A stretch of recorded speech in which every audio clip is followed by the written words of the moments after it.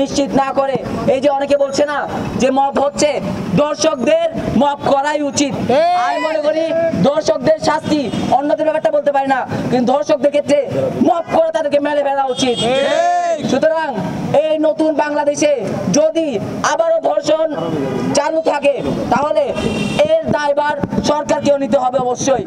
আগামীতে যে সরকার আসবে আসুক, তাদেরকেও ধর্ষণের বিরুদ্ধে প্রতিরোধ গড়ে তুলতে হবে এবং এমন নিয়ম চালু করতে হবে যাতে একজন ধর্ষক শুধুমাত্র রাষ্ট্রে নয়, যে কোনো জায়গায় ধর্ষণ করার আগে হাজারবার চিন্তা করে।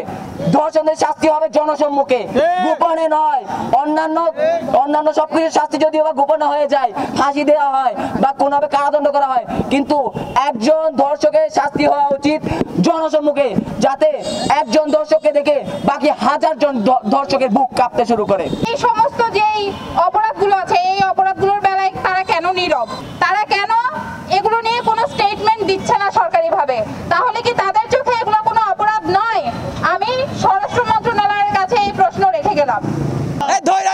জেলে ভর এই আপোষটা সংগ্রাম, এই আপোষটা সংগ্রাম।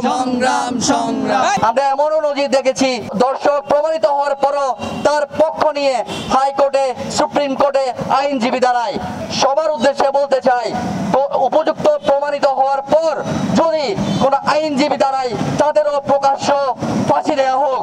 বাংলাদেশে এখনো পর্যন্ত কোনো দর্শকের বিচার না হয় প্রত্যেকবার এই ধরনের নৃশংস কাজগুলো হয়ে যাচ্ছে।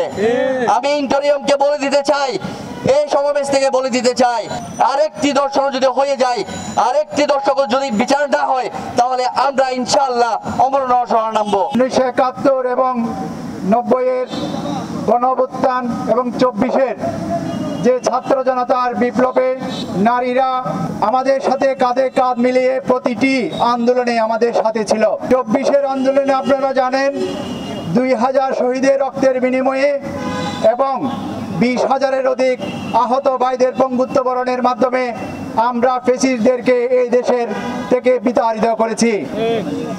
আমরা এই মহা শক্তিশালী ফ্যাসিস্টদের যদি বিতাড়িত করতে পারি, তাহলে এই দর্শকদেরকে আমরা এখান থেকেই ঘোষণা করতে চাই, আমরা যদি সবাই ঐক্যবদ্ধ থাকি, বাংলাদেশের যেন আর একটা দর্শনও যেন না হয়, এবং যদি কোনো প্রকার দর্শন এর মতো ঘটনা ঘটে, সরকারকে হুঁশিয়ার করতে চাই, তাদেরকে 24 ঘন্টার মধ্যে আইনের আওতায় আনতে না পারলে আমরা ছাত্র জনতা রাজপথে নেমে আমরা নিজেরাই আইন হাতে তুলে নিব। আপনারা জানেন, অনেকেই আবার দর্শকের পক্ষে কথা বলেন, কোনো নারী দর্শিত হলে তার পোশাক নিয়ে কথা বলেন।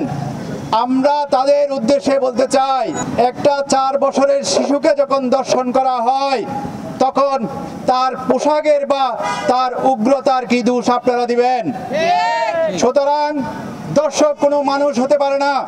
তারা পশু বললেও পশুকে অপমান করা হয়, তারা হিংস্র পশুর চাইতে তারা খুবই জঘন্য এবং ঘৃণিত। সুতরাং যেখানে দর্শককে দেখবেন, আইন শৃঙ্খলা বাহিনী হোক, র্যাবের কর্মকর্তা হোক, ওসি প্রদীপ হোক, কোনো নেশাখোর হোক, রাজনৈতিক কোনো ব্যক্তিত্ব হোক, আমরা সেখানেই সামাজিকভাবে ছাত্র জনতা প্রতিরোধ গড়ে তুলব ইনশাআল্লাহ।